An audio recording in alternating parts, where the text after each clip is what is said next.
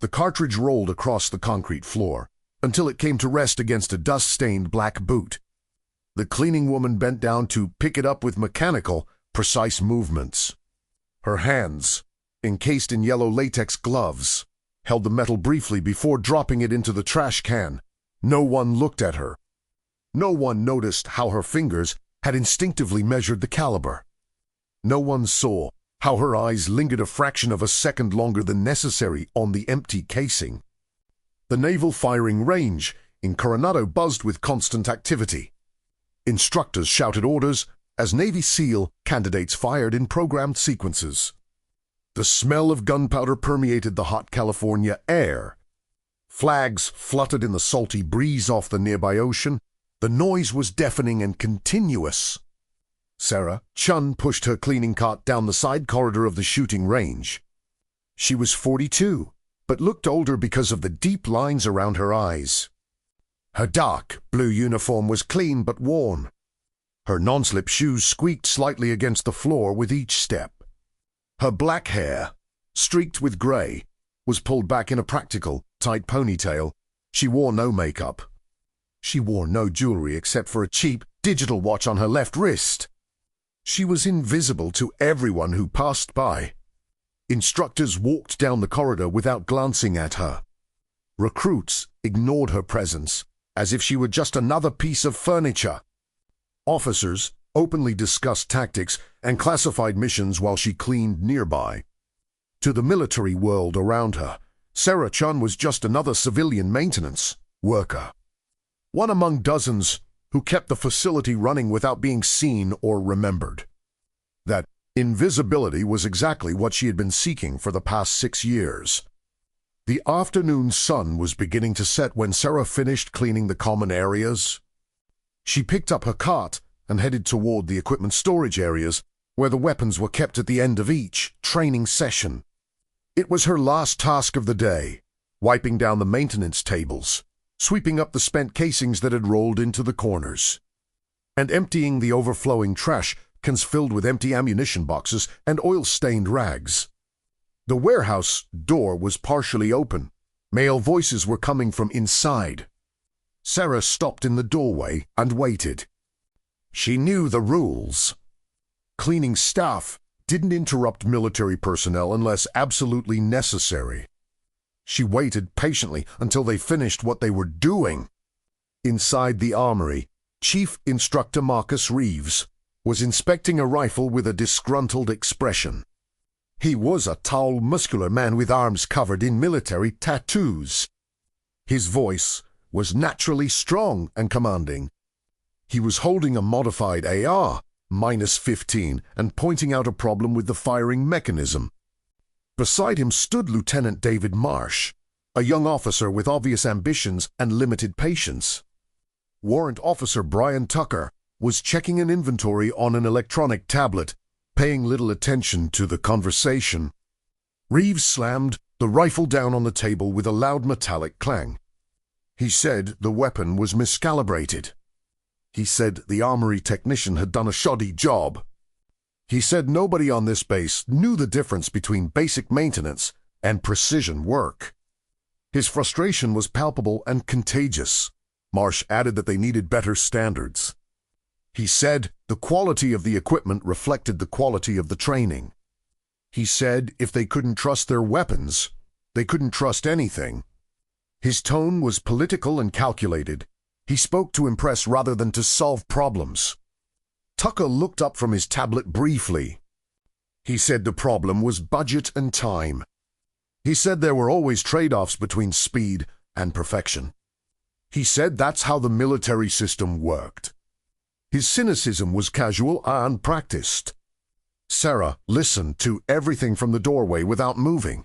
She knew that rifle. She had seen the gunsmith working on it that very morning. She knew exactly what was wrong with the weapon. She could visualize the solution with perfect clarity. Her hands wanted to move toward the rifle. Her instincts urged her to correct the problem in less than 2 minutes. But Sarah Chun didn't do those things. Not anymore. Not after what she had done. Not after what she had lost. She cleared her throat gently. The three men turned to face her with expressions of mild irritation. Reeves looked at her as if he'd just noticed a fly in the room. Marsh didn't even make eye contact. Tucker nodded once and returned to his tablet. Sarah asked permission to clean. Her voice was low and neutral. It showed no emotion or personality. It was the tone of someone who had learned not to draw attention to herself under any circumstances. Reeves gave him a vague gesture with his hand, indicating he should come in. He told him to be careful with the equipment. He told him not to touch anything on the workbenches. Then he went back to his conversation without giving it another thought. Sarah pushed her cart into the warehouse. She started at the far corners, working methodically toward the center. She swept up spent casings. She cleaned up oil stains. She emptied waste containers. She kept her head down and her movements efficient. The three men continued their debate about maintenance standards and systemic problems. Their voices rose and fell in volume depending on their level of frustration. None of them noticed that Sarah had slowed her work near the table where the problematic rifle lay. None of them saw her eyes studying the weapon from different angles as she pretended to clean around it. She could see the problem with perfect clarity. The trigger safety was misaligned after the last service. The spring tension was inconsistent. The complete adjustment would take 90 seconds if you knew exactly what to do. But Sarah wasn't going to touch that rifle. She wasn't going to offer help. She wasn't going to reveal knowledge she shouldn't have. She finished cleaning and pushed her cart toward the exit. No one said goodbye. No one thanked her for her work. She disappeared from the warehouse as invisibly as she had entered. That night Sarah returned to her small apartment in the cheap part of San Diego. It was a studio on the second floor of a walk-up building. The walls were bare and white. The furniture was minimal and functional. There were no photographs, no decorations, nothing to reveal personality or history. She showered with hot water for 20 minutes, letting the steam fill the small bathroom. She changed into comfortable clothes and prepared a simple dinner of rice and vegetables. She ate in front of an old laptop, watching tactical training videos in incognito mode. It was a habit she couldn't break, an addiction that kept her connected to a world from which she had been expelled. On the bedside table was a small, locked metal box. Sarah opened it with a key she kept on a chain around her neck. Inside were old documents. A dishonorably cancelled military ID, court-martial papers, a discharge letter, and at the bottom, wrapped in black cloth, a unit patch she had once worn with pride. Sarah held the patch between her fingers. The lettering was faded but legible. She had been part of a Navy tactical response unit, not a Navy SEAL, but close. Very close. She had served for 8 years, with distinction and honor. She had been good. She had been respected. She had been reliable until everything collapsed. The operation in Yemen had been routine until it wasn't. His unit had been sent to secure a high-value target in a hostile urban area. The intelligence had been wrong. The target wasn't alone. There were civilians. There were children. The orders had been clear, but Sarah had hesitated. In that second of indecision, everything had changed. A colleague had been wounded. The target had escaped. The mission had failed. And when the investigators began asking questions, Sarah had lied in her initial report. She had altered details. She had protected her own image before the truth. The lie was exposed 3 weeks later. The body camera footage had revealed everything. His version of events didn't match the evidence. The court-martial had been swift and brutal. Dishonor, loss of rank. Discharge from service. Permanent ban from ever carrying a weapon again, whether as a member of the military or a contractor. 6 years had passed since then. 6 years, cleaning floors and collecting garbage. 6 years, being invisible in the same world that had once shaped her. It was her penance. It was her self-imposed punishment, more severe than anything the court-martial could have given her. Sarah put the patch back in the box. She locked it. She turned off the lights. She lay down in the dark, her eyes open, staring at the ceiling. The distant sound of police sirens drifted through the thin windows. Somewhere nearby, someone was arguing loudly. Life went on around her, indifferent to her story. She had accepted her new reality. She had accepted that she would never again hold a rifle on active duty.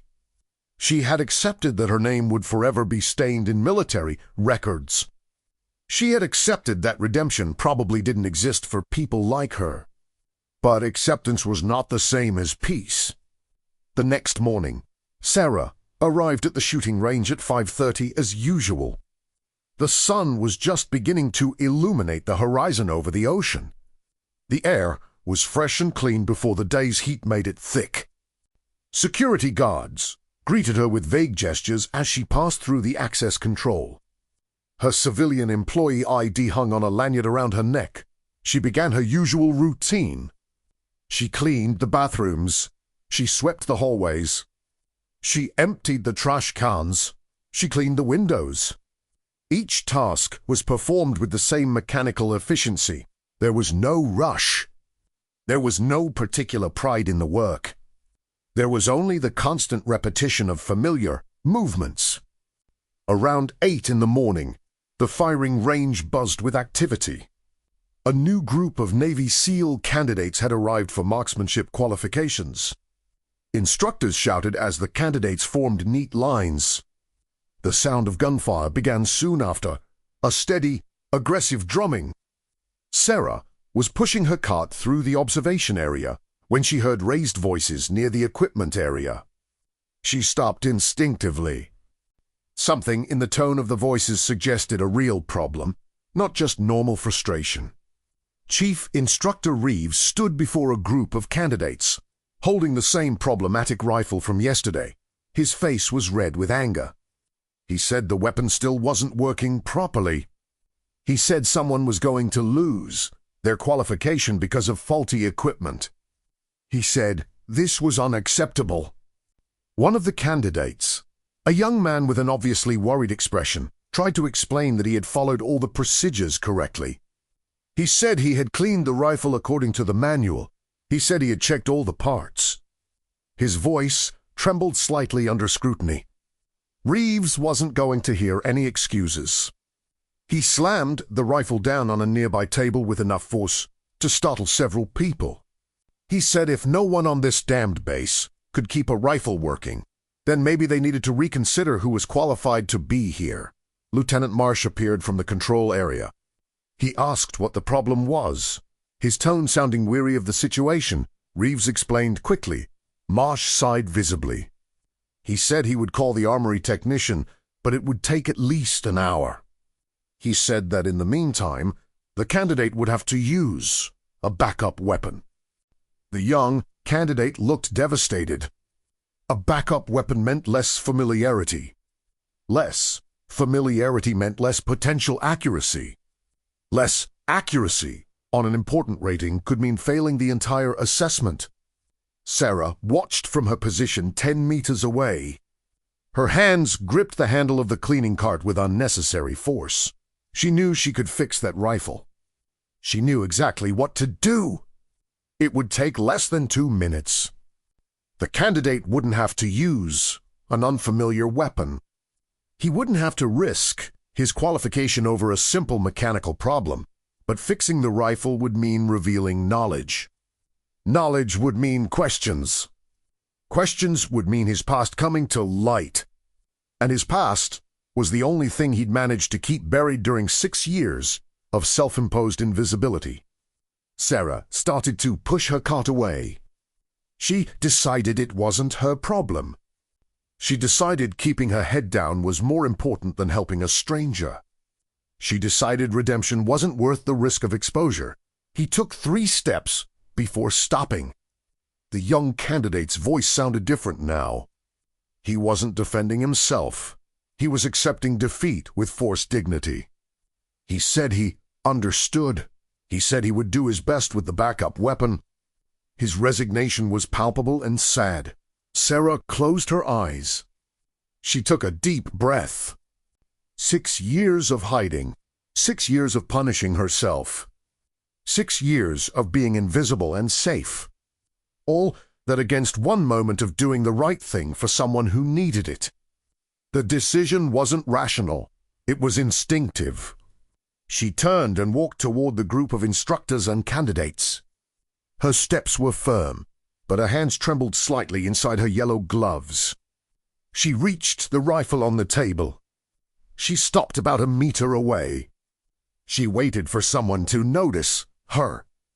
Reeves saw her first. His expression changed from anger to confusion. He asked what she wanted in a tone that suggested he was interrupting something important. Sarah kept her voice low and respectful. She said she might be able to help with the rifle. She said she had noticed the problem yesterday. She said she thought she knew what was causing it. The ensuing silence was thick and awkward. Reeves looked at her as if she had just suggested something absurd. Marsh crossed her arms, his expression skeptical. The young candidate seemed confused about who this cleaning woman was and why she was offering technical assistance. Tucker was the first to speak. He asked, condescendingly, if she had any gunsmithing training. He asked if she knew the difference between an AR-15 and a broom. Some people laughed. The mockery was subtle but palpable. Sarah didn't respond to the provocation. She simply said that she did know the difference. She said that if they gave her 30 seconds, she could show them the problem. Her voice didn't change tone. She showed neither offense nor defensiveness. She simply remained absolutely calm. Reeves exchanged glances with Marsh. Something about Sarah's calm certainty had piqued his curiosity. Marsh shrugged, as if to say they had nothing to lose. Reeves gestured toward the rifle. He said he had 30 seconds, but if he touched anything and made it worse, there would be consequences. Sarah slowly removed her yellow latex gloves. Her bare hands were slender but strong, with old calluses in certain places. She approached the table and lifted the rifle with movements that were too natural to be casual. Her fingers found the trigger safety mechanism without searching. She pressed it lightly and immediately felt the incorrect resistance. He worked in silence. He used a small tool from his utility belt to adjust to nearly invisible screws. He repositioned the internal spring with a precision that suggested deep muscle memory. He tested the trigger 3 times. He checked the visual alignment. Then he placed the rifle back on the table. The whole thing had taken 45 seconds. He said it should work now. His voice remained neutral and emotionless. Reeves lifted the rifle with a look of obvious doubt. He checked the trigger mechanism several times. The resistance was smooth and consistent. He aimed at a safe area and dry-fired the trigger. The click was clean and precise. He did it 3 more times. Each time the result was identical. Reeves' expression changed from skepticism to genuine surprise. He asked where she had learned to do that. His tone was no longer condescending. He was curious. Sarah felt all eyes on her. She felt the weight of the question. She felt the doors to her past beginning to open after 6 years of keeping them tightly shut. She could lie. She could invent a vague story about relatives in the service or civilian courses. She could keep her secret a little longer. But lies were what had destroyed her the first time. He simply said he had served before. He gave no details. He offered no explanation. He only confirmed that he had prior experience. Marsh stepped forward. He asked in which branch. He asked in what capacity. His curiosity was turning into questioning. Sarah recognized the tone. She had heard it during her court-martial. Before I could reply, a new voice cut us off. Commander Jessica Torres was approaching from the administration building with quick steps. She was the executive officer of the training complex. Tall and stern, with dark hair pulled back in a perfect military bun, her reputation was one of absolute efficiency and zero tolerance for irregularities. Torres asked what was happening. Her voice had an authority that didn't need to be raised to be intimidating. Reeves quickly explained about the rifle and Sarah's unexpected intervention. Torres listened without interrupting. Her eyes assessed Sarah with surgical intensity. He asked Sarah's full name. Sarah gave it to him. Torres pulled out his phone and typed something quickly. He waited for a response. His eyes never left Sarah's face. The tension mounted with every second of silence. Torres's phone vibrated. She read the screen. Her expression didn't change, but something about her posture hardened. She asked if Sarah could accompany her to her office. It wasn't a question. It was a palada. She knew this moment would eventually come. She knew 6 years of invisibility had to end sometime. She followed Torres as he left behind a group of confused instructors and candidates. No one spoke as they walked away. The silence was heavy with speculation. Torres's office was small, but organized with military precision. Clean desk, labeled files, American and Navy flags on the wall. Torres closed the door and motioned for Sarah to sit. Sarah sat with her back straight and her hands in her lap. Her years of military training were not easily erased. Torres sat down behind her desk. She placed her phone on the surface between them. She said she had reviewed Sarah's personnel record. She said the system showed that Sarah Chun had served in the Navy from 2008 to 2017. She said the record ended with a court-martial and dishonorable discharge. Sarah didn't try to deny anything. She confirmed that everything was correct. Torres asked why Sarah hadn't disclosed her military history when she applied for the cleaning job. Regulations required full disclosure of prior service, regardless of how it ended. Sarah had deliberately omitted that information. Sarah explained that she knew an honest disclosure would mean automatic rejection. She said she needed the job. She said she had lied by omission because she had no other choice. Her voice was still calm, but there was now a hint of weariness in it. Torres listened without open judgment. He asked about the details of the court-martial. Sarah gave them without drama or self-pity. She explained Yemen. She explained her indecision. She explained the lie she had told afterward. She explained how everything had fallen apart when the evidence contradicted her. She didn't try to justify herself. She didn't seek sympathy. She simply presented the facts as they had happened. When Torres finished speaking, she remained silent for almost a full minute. Finally, she said that Sarah should have been honest from the beginning. She said that working on a military base under false pretenses was a serious violation. She said that technically, Sarah should be fired immediately and possibly face additional charges. Suranadad, she said. She said she accepted the consequences. There was nothing more to say. Torres drummed his fingers on the desk. He asked why Sarah had decided to help with the rifle this morning. He asked why she had risked her anonymity after successfully maintaining it for 6 years. Sarah thought about the question honestly before answering. She said she had seen someone about to suffer because of a problem she could solve. She said she was tired of hiding. She said maybe it was time to stop punishing herself and start being useful again, even if it meant being exposed. Torres nodded slowly. She said she appreciated the honesty. Finally. She said the situation was complicated. She said she needed time to decide what to do. She instructed Sarah to return home for the rest of the day while she considered her options. Sarah stood up to leave. Before she reached the door, Torres spoke again. He said that Sarah had repaired that rifle with exceptional skill. He said that that level of technical expertise wasn't learned casually. He asked what exactly Sarah's role had been in their unit before the incident. Sarah paused her hand on the doorknob. She said she had been a weapons and weapons systems specialist. She said her job had been to keep the equipment operational under any conditions. She said she had been good at it.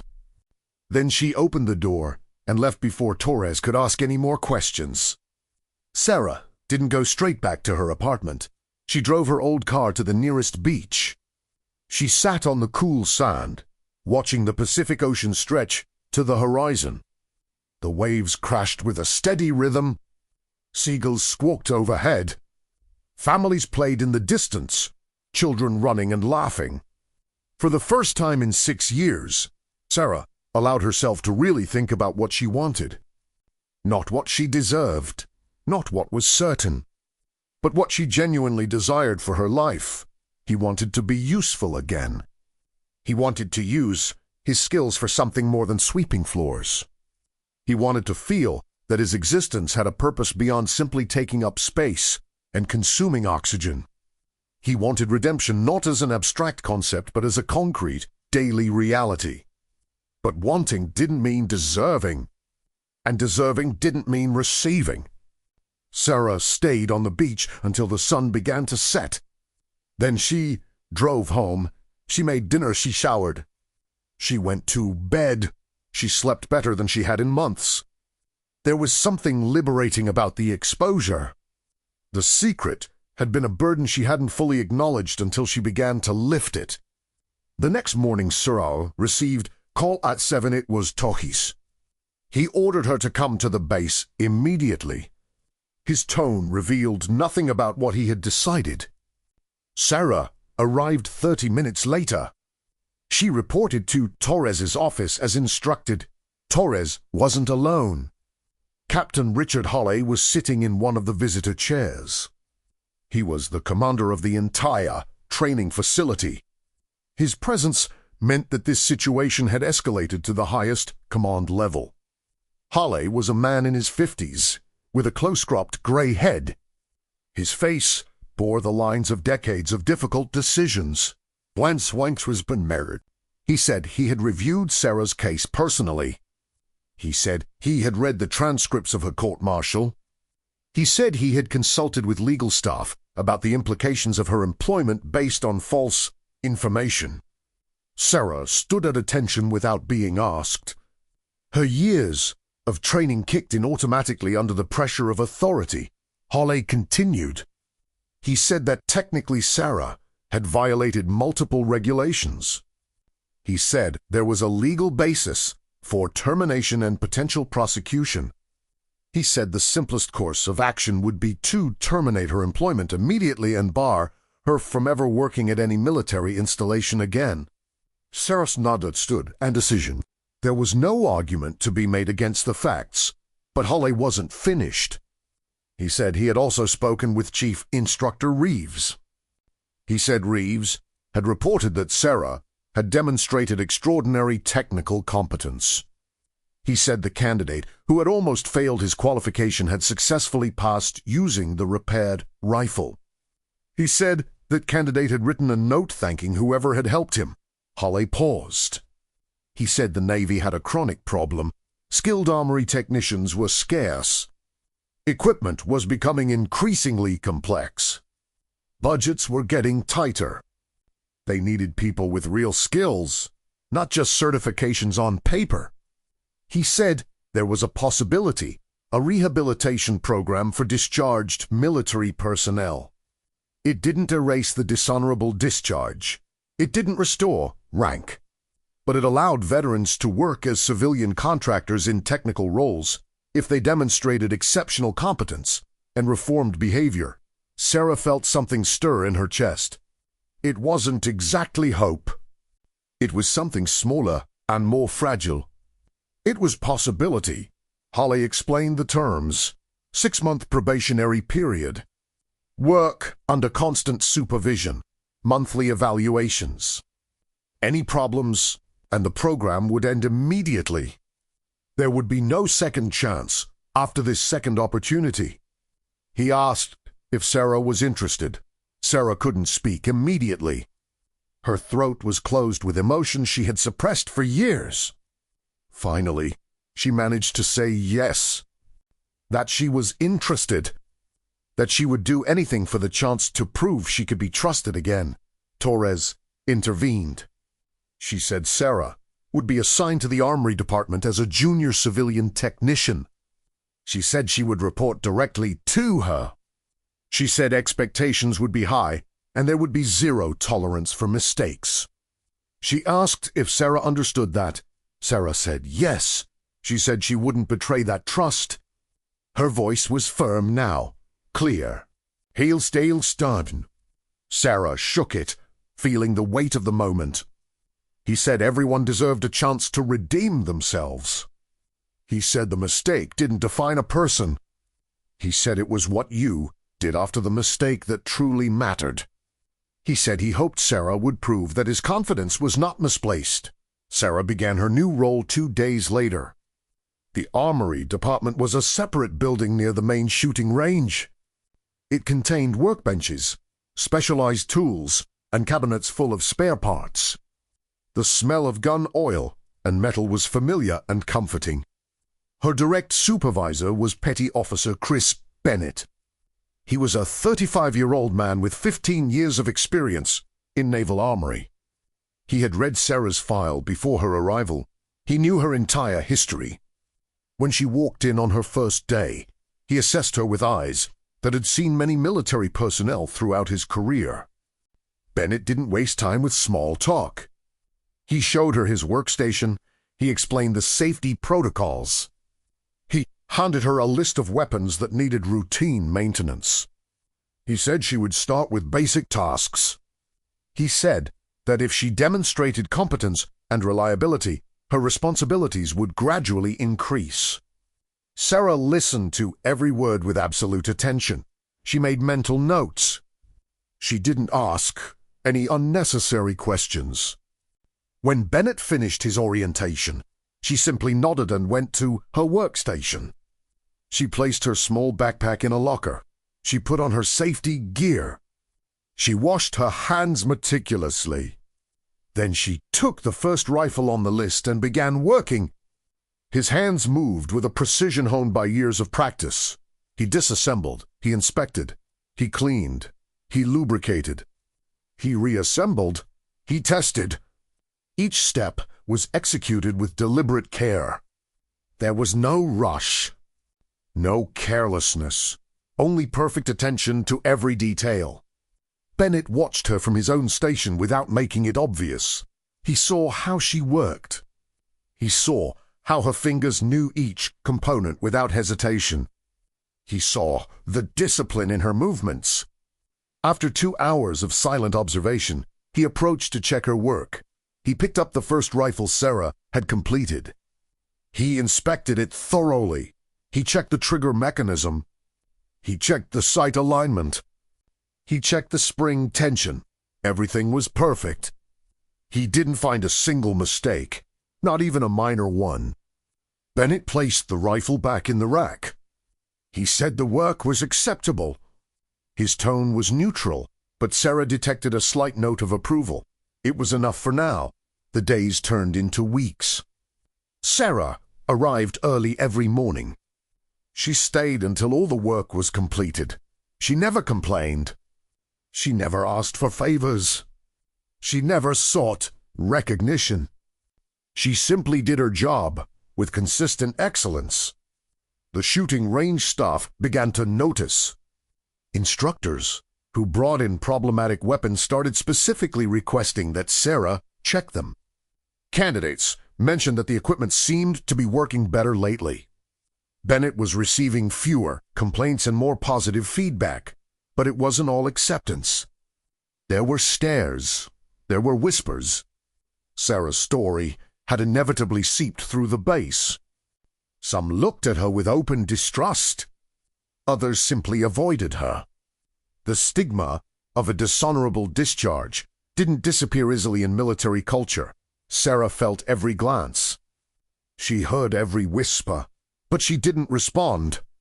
She didn't defend herself. She didn't try to change opinions with words. She knew the only way to rebuild a reputation was through consistent actions over time. Words were cheap. Results spoke for themselves. One Tuesday afternoon, Chief Instructor Reeves entered the Armory Department with an urgent expression. He was carrying a sniper rifle that had malfunctioned during a critical exercise. He said he needed it working in less than an hour. There was an important training session that couldn't be delayed. Bennett was busy with another complex technical project. He looked at Sarah. He asked if he could take it over. It was the first time he'd assigned her something with real-time time pressure. Sarah took the rifle. She carried it to her station. She began her systematic evaluation. The problem wasn't immediately obvious. It required careful diagnosis. She worked methodically, eliminating possibilities one by one. Finally, she found the problem. An internal component had developed a microscopic fracture that was causing inconsistency in the firing mechanism. He replaced the part. He calibrated the entire system. He tested the weapon multiple times. 40 minutes after the start, he handed the rifle to Reeves. He said it was ready. He briefly explained what had gone wrong and what he had done to correct it. Reeves listened attentively. He picked up the rifle. He did his own checks. Everything worked perfectly. He nodded once to Sarah. He said, "Good job." Then he left without further comment. Bennett had observed the entire process. After Reeves left, he approached Sarah. He said she had handled the pressure well. He said that this type of diagnosis required real-world experience, not just textbook training. He asked where she had learned such advanced techniques. Sarah explained that her previous unit had operated in extreme environments. She said that equipment constantly failed under those conditions.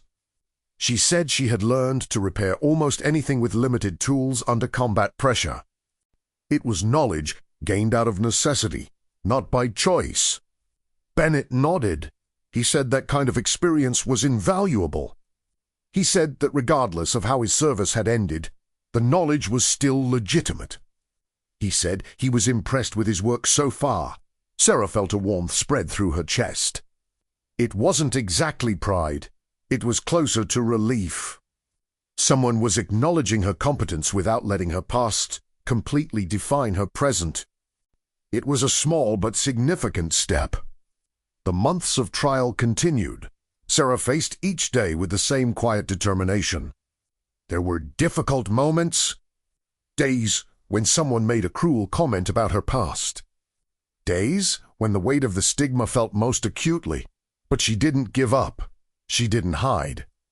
She faced every challenge with quiet dignity. Commander Torres conducted monthly evaluations as promised. She reviewed Sarah's work. She interviewed the people who worked with her. She checked for behavioral or reliability issues. Every month, the report was positive. Every month, Torres added more responsibilities to Sarah's role. After 4 months, Sarah was authorized to work with more classified weaponry. After 5 months, she was allowed to train new civilian personnel in basic procedures. After 6 months, Torres called her into his office for the final evaluation of her probationary period. Sarah sat across from Torres's desk, her hands resting calmly in her lap. Torres read the final report aloud. 0 complaints, multiple positive comments, consiste technique à l'excellence, conduct, successful integration with the team. Torres closed the file. He said Sarah had exceeded all expectations. He said she had proven that people could change. He said she had earned a place on this team through hard work and genuine dedication. He asked if Sarah wanted to continue in the role permanently. Sarah felt tears welling up, but she held them back. She said she wanted to continue. She said this job had given her purpose again. She said she was grateful for the opportunity she'd been given when no one else would have considered her. Torres smiled slightly. He said the Navy needed competent people. He said the past mattered, but it didn't have to be a life sentence. He said Sarah had shown that redemption was possible when someone was willing to do the necessary work. She extended her hand. Sarah shook it, feeling the weight of the moment. 6 months ago, she had been an invisible cleaning woman, hiding her shame. Now, she was a respected technician, rebuilding her life one day at a time. The change hadn't been dramatic. There hadn't been a moment of sudden glory. It had only been consistent work, hard honesty, genuine humility, and the willingness to face his past instead of continuing to run from it. That night, Sarah returned to her apartment. She opened the small metal box where she kept her old documents. She looked at the patch from her old drive, the faded lettering, a reminder of what had been and what she had lost. But this Chimiwu, when she looked at it, she felt something different. Not just shame and regret. She also felt acceptance. That patch represented both her successes and her failures. Both were part of her story. Both had shaped her. To deny either would be dishonest. Sarah put the patch back in the box. But this time she didn't lock it. She didn't need to keep her past locked away so tightly. She could live with it. She could bear both the weight of her mistakes and the pride of her redemption. Months later, Sarah was working at her station when she heard loud voices near the department entrance. She recognized one of them immediately. It was the young candidate whose rifle she had repaired on that day that changed everything. He was no longer a candidate. He had successfully completed Bud S training. He had earned his Navy SEAL Trident. He was visiting the base before reporting for his first operational assignment. He had come specifically to look for Sarah. When she came out to the reception area, he saw her and smiled broadly. He said he had wanted to thank her personally. He said that day had been critical for him. He said that if he had failed that test, he probably would have been eliminated from the program. He said that her help had given him the opportunity to fulfill his dream. Sarah didn't know what to say. She hadn't expected recognition. She hadn't helped seeking gratitude. She had simply done the right thing at the right time. The young SEAL extended his hand. When Sarah shook it, he placed something in her palm. It was a challenge coin, new and shiny, bearing the Trident emblem. On the back was a simple inscription, "Thank you for believing when others didn't." Sarah looked at the coin, then she looked at the young officer. She said he had done the hard work. She said she had only repaired one rifle. She said her success was the result of her own effort and determination. He shook his head. He said that sometimes a moment of help at the right time made all the difference. He said he would never forget the gesture. Then he bowed respectfully and left. Sarah held the coin for a long time. It was different from the patch on her box. The patch represented her past, both good and bad. This coin represented something new. It represented positive impact. It represented that her existence could still have meaning. It represented redemption not as an abstract concept, but as a concrete reality. He put the coin in his pocket. He returned to his workstation. There were rifles waiting for maintenance. There was work to be done. There was a purpose to be fulfilled. Sarah Chun was no longer the woman she had been 6 years ago when everything fell apart. She was no longer the invisible woman cleaning floors while hiding from her shame. She was someone new. Someone forged as much by her failures as by her determination to rise after falling. Redemption had not come dramatically. There'd been no moment of public vindication. There'd been no admiral saluting. There had been no stunning revelation of hidden greatness. Instead, it had been something more real and more valuable. It had been daily work. It had been genuine humility. It had been hard honesty. It had been the willingness to face consequences and move forward anyway. It had been earning respect inch by inch through consistent actions. And in the end, that was more powerful than any glorious moment, because true strength wasn't in never falling. It was in getting up after falling. It was in admitting mistakes. It was in doing the work necessary to rebuild trust. It was in understanding that the past didn't have to define the future if you were willing to write a new story by making better choices every day. Sarah worked late that night. The lights in the armory department shone as all the other buildings went dark. Her hands moved with precision over metal and mechanisms, every adjustment perfect, every repair complete, every task executed with excellence. He wasn't doing it for recognition. He wasn't doing it to redeem his public image. He was doing it because he had finally found peace with who he was. An imperfect person who had made serious mistakes but had decided not to let those mistakes define his story. When he finally locked up the apartment and walked to his car, the night air was fresh and clean. The stars shone above the invisible ocean in the distance. The world continued to turn, indifferent to his small story of fall and recovery. But for Sarah, that world felt different now. It felt like a place where she still had value, where she could still contribute, where she could still make a difference, however small. He drove home with the young SEAL's coin in his pocket.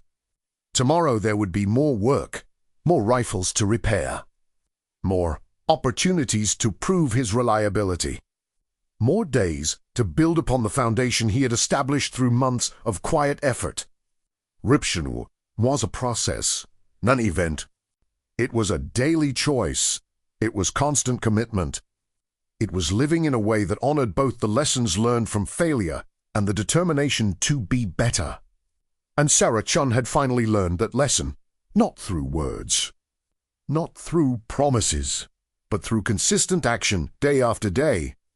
That was the only real way to redeem herself. The only way that truly mattered. Stories of redemption don't always end with applause. Sometimes they end with silence, with quiet work, with dignity regained inch by inch, with respect earned through persistence, not drama. These stories are less cinematic, but they are more real. And for the people living them, they are infinitely more valuable.